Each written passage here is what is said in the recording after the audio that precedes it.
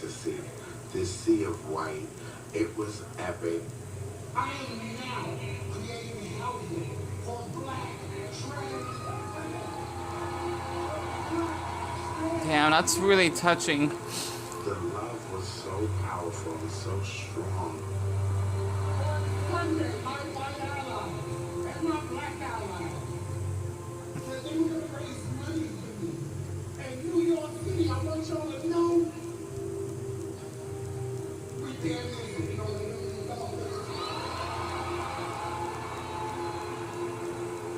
There couldn't have been anything in my lifetime I've seen have this kind of effect in the neighborhood I was born in. And the streets I played in, and where I met my first boyfriend, and all of it was right there. And here it is, 2020 and a pandemic. Yeah. And we come out as one of the largest protests in history. And then I heard all the young babies, and I heard Raquel Willis, and I was blown away. Wait.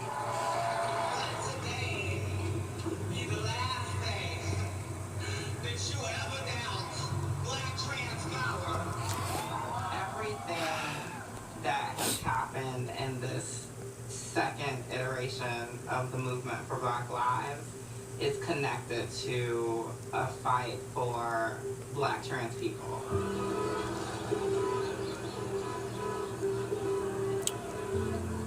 Brooklyn Liberation was birthed in the aftermath of George Floyd, Breonna Taylor, and Ahmaud Arbery. But of course, there was a need to focus on Black trans people. Tony McDade was killed just 2 days after George Floyd. Jeez. He was a Black trans man, and it was important to elevate what happened to him, but also to elevate what had been happening to Black trans women and Black gender nonconforming people for decades. When I think about that day, it was holding all of that complexity, holding the grief of the Black trans lives lost that we know, holding the grief around the ones we don't know. It was also reckoning with the structures that didn't see keeping us alive as a priority. The spirit of Marsha and Sylvia. God, I love our gay flag.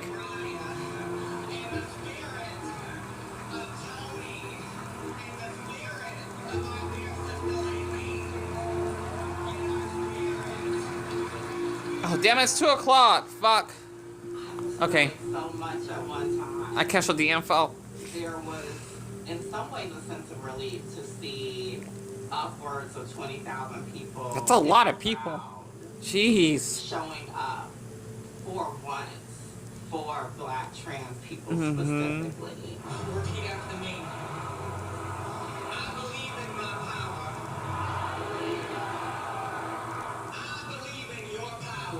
I believe in your power. I believe in our power. I just had to say it. I believe in Black trans power. About the stories that I've heard from elders, there are a lot of similarities to now coming into the language and the understanding of our experience. That's from the first episode. In many ways, it's still a journey.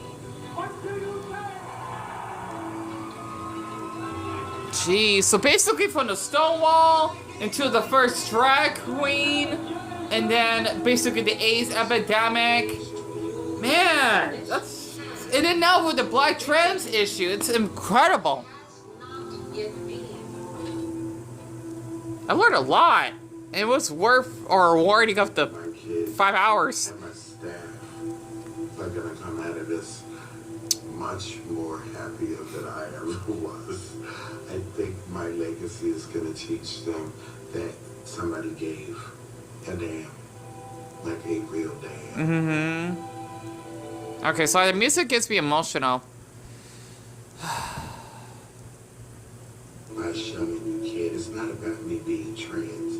I think it's more about me being somebody that can lead with charge, that believes in change, that wants to leave behind a changed world. Gay men and lesbians will no longer submit to unequal treatment.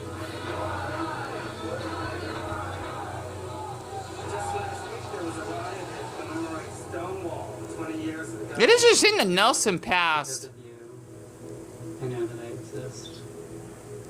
When I think about queer and trans people, I think about the fact that we have left an indelible mark on all of the cultures around the world.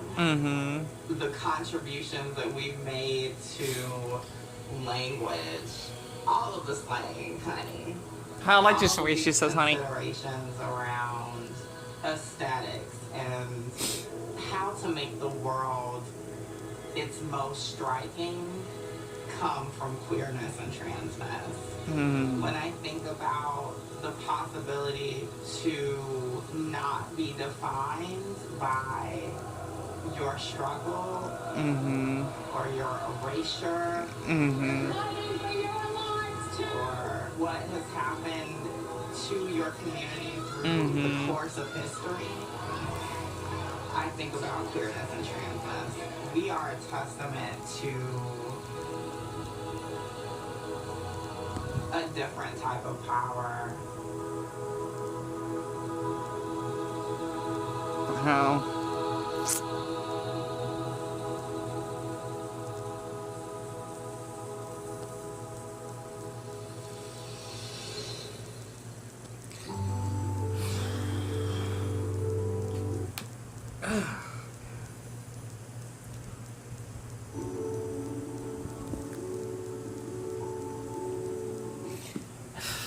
Where are my LGBT viewers? Okay, and my straight allies, but my attention right now is going to my LGBT viewers, okay?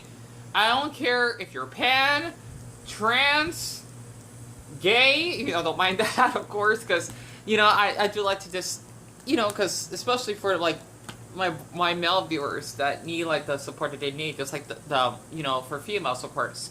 What else did I miss? Bisexual? Asexual? Come on now. I mean, definitely my asexual viewers. And what's on right now? The 80s. Oh, The Decade That Made Us. Already watched that. That was a good episode. Yeah, it's just repeats.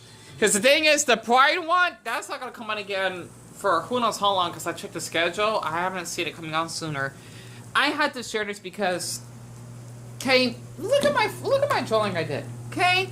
Look. Okay? You see this? Look at the left side.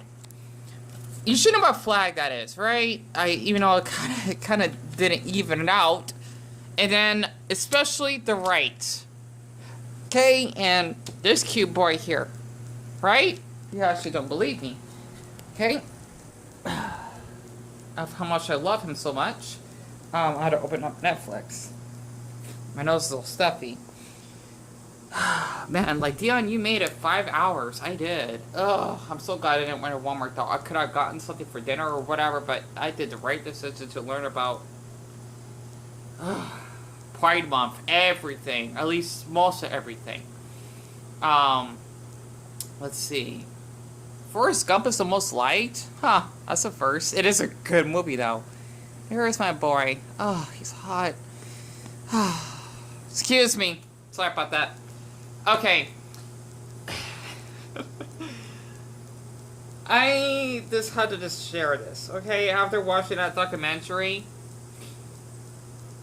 we have run through so much. How much time I got left, by the way? Okay, like 9 minutes. You can make it.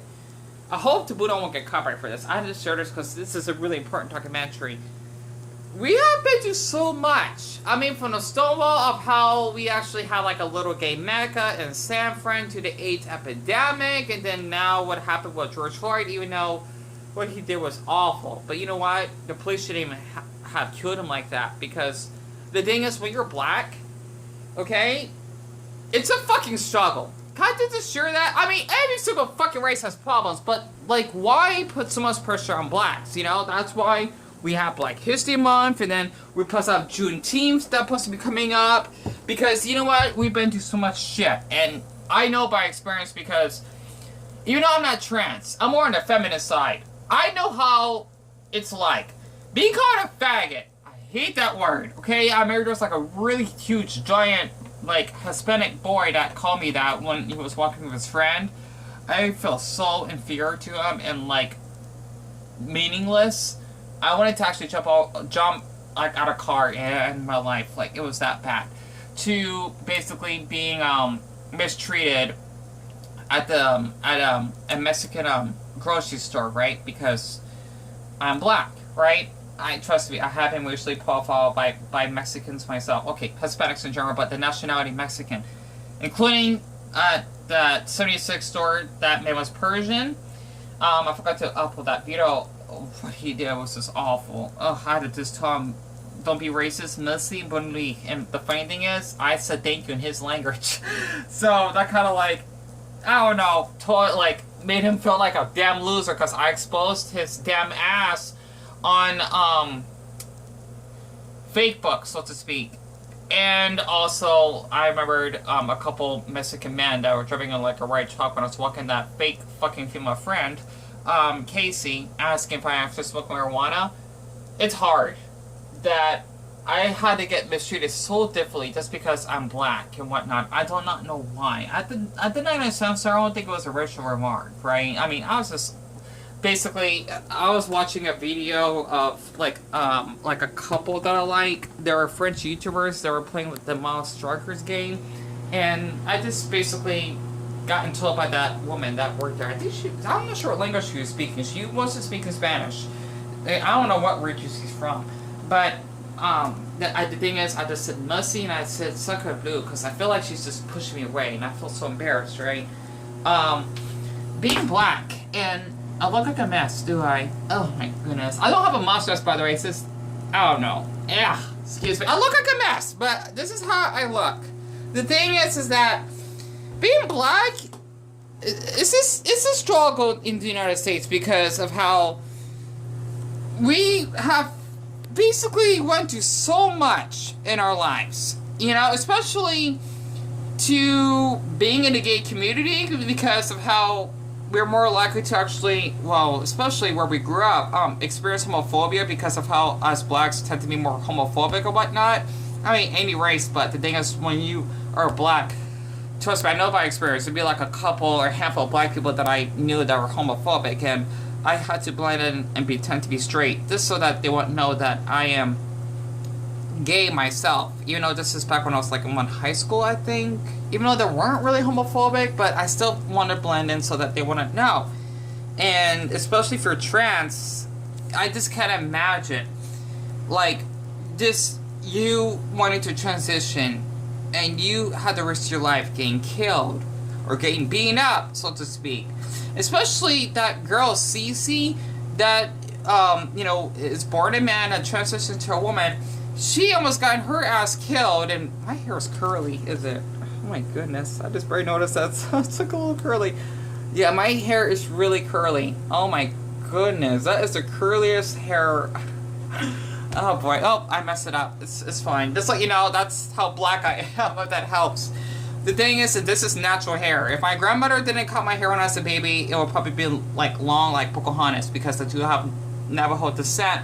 The thing is, basically, Cece, she was a victim because this fucking middle-aged man wanted to kill her by, I forgot what the hell she was talking about, the documentary, but of how she was getting beaten up, I think by like a glass or something. I'm just shocked that people are this inhuman and just thinking that, oh, well, if you're trans, you're a demon, you should get killed. I just don't understand that. And that man gotten killed, and he deserved it because for Cece, she was having self-defense.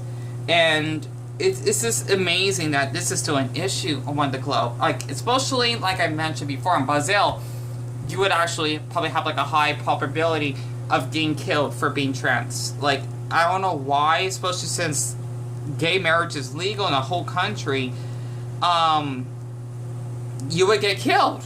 If I got that, wait, it is legal, right? I hope I got that right, because I know they got gay pride and everything. Because not all South America. It's Brazil, it's Argentina, I don't know about Chile. I think Chile allowed gay marriage. Correct me if I'm wrong though, because I'm too lazy to look that up, but it's just incredible how this is still a thing going on.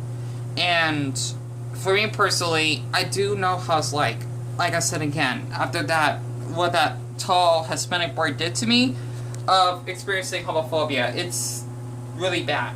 And you have to live your life like this every day, and coming out constantly, towards people, because they won't know you're gay unless they tell you. Even though half of people may know that you're gay from the start, right? And I was lucky to actually have parents, or my mother, and even my grandparents that knew I was gay, or when I told them, they didn't care. So that's probably why I had such a great childhood growing up, because okay, we know that Deon will be gay because he liked to wear feminine clothes or long shirts, and there's nothing wrong with that, right? And that's what I like about, at least, well, the other part of the family I don't want to talk about. It's a bad history. But, we just came a long way. And we just want to be treated like human beings. We're just like everyone else. We have a beating heart. We have a brain that functions and thinks. We're just different. I don't know how to say it. Just to make this more trans-related, let me just share something. Okay, I know I did a video of this, but I think with that Pride episode or documentary, why not? Okay, I'm not trans or anything, but if I would do this in private, I had to, Deon, you should definitely try this on because you look fabulous. Sorry about that. I don't really talk that way. I'm not used to talking in a girly manner. I don't know. Excuse me, I just had to sneeze. These are my mother's heels, right? And I remember when Casey was curious of me to try them on. Okay, I'm not in contact with her anymore. I do like the way they sound when I walk. She told me that I look so good on wearing them because I wear them so easily. Yet again, she has an issue. She has an issue herself wearing it. And just so you know, these heels are maybe 2.5 inches taller or 2 inches. I wasn't measuring. And it's kind of weird because 2 inches is a big difference. I just noticed everything does look much smaller, right? Even though I'm really short. If you're 6 foot, I still can look up to you like a giant. Imagine just having this off. Because, I don't know, I like tall boys. I do. Right? Even though I did have questions on short boys in the past, but they really hurt my heart, so to speak. So, yeah, it's a bad past. But other than that, I just had to share this because, honestly, I'm not trans myself, but I'm more on the feminine side. I definitely know how it's in black trans heels. Basically, just to quote this, in black trans shoes. I know how it's in their shoes. Period. So, I just thought I could actually just share that. Gosh, man, this is how it's wearing heels. I'm surprised how, trans women and, from feminine men wear these. Man, it's beautiful. But I wouldn't have the courage to wear this in public, but maybe in private